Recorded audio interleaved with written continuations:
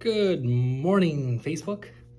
I want to talk 3 minutes, 4 minutes about your nervous system and how it actually affects your health and creates a lot of imbalances and things that you go to the walk-in clinic for that don't need to be addressed from a medicine or even a supplement.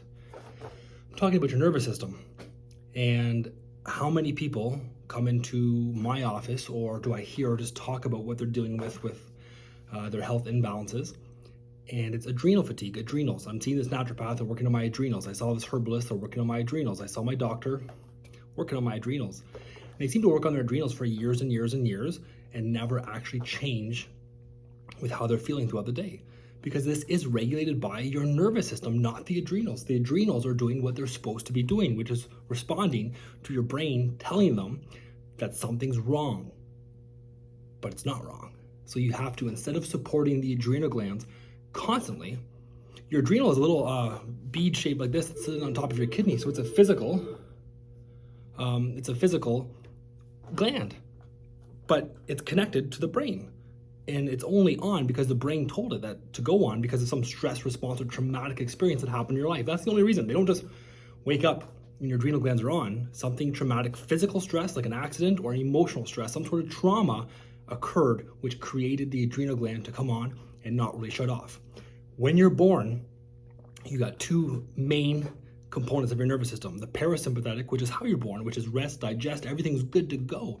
I could pile stress on top of me and I would just go, wow, that's a lot of stress, but you know what? Sun's gonna shine tomorrow. That's how it should be, because your cells respond to what the brain is saying. But with that first really traumatic experience, it's like a light switch gets put on and we go into the sympathetic, which is stress, fight, flight. Something is always wrong. I could write you a check for $1 million right now and it would be a fear-based thing. You go, I would take it, but you wouldn't sleep for a year because why did he do that to me? There's some sort of threat and you just won't sleep. That message is telling the adrenal gland something's wrong, fight. But then if you take a supplement, which works great to calm the adrenal gland down, you'll feel better. Stop taking the supplement, it's back because the brain is still sending the message, something's wrong. So to truly get rid of adrenal fatigue and exhaustion, skin rashes, headaches, heart palpitations, all these things that are deemed ailments that you need a prescription medicine for, or even a herbal supplement for if it continues, is all coming from here. So it's about switching the light switch off, then the message to the adrenal gland gets shut off temporarily, until the next stress. That's why you gotta learn how to cope with things in life. But that's where it's really coming from. So there's steps to do that with.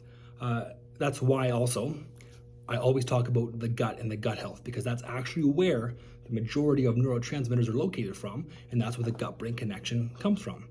This only thinks as healthy and as strong and as communicates with other cells as healthy as your stomach is.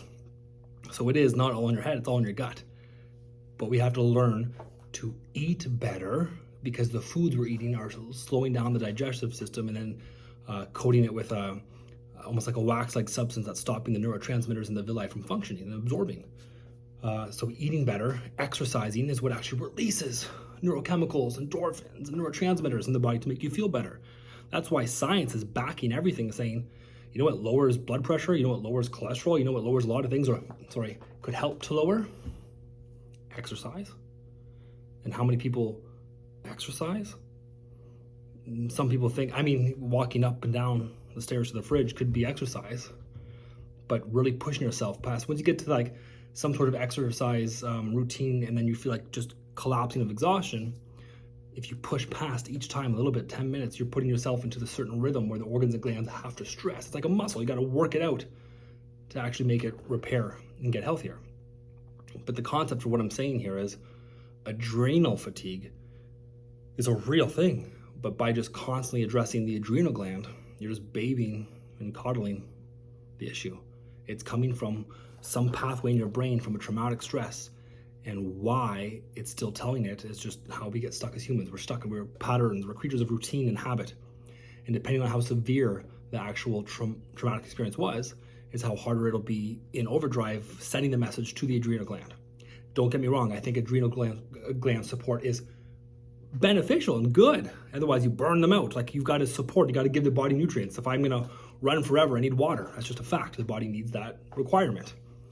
But to actually finally fix the anxiety, the stresses, the heart palpitations, because anxiety and your emotions, the biggest things they trigger are things like that. Rashes, upset stomach, because that's where your neurotransmitters are. Your heart will start to race. You won't sleep. You'll have even, and then with that, you'll get anxiety symptoms of just throughout the day, something's wrong. And then your mind will start to detect symptoms that aren't even there, like paranoia type situations, hypochondriac like situations. So the best thing we can do is that, and that's why there's such a not overgrowth, but a popular outburst of things that are combating that, like the cold showers, grounding, walking in bare feet to balance the electrical of your body, just all the meditative states, the things that you can do that puts your brain back into a state of parasympathetic, like everything is going to be okay. There's things we can do for this, definitely. But I just wanted to know, or let you guys know, that it actually starts from here first, not the adrenal glands. Support them all you want, but you're gonna have to look back with yourself and figure out why is the brain on telling the body that there's something wrong when there isn't.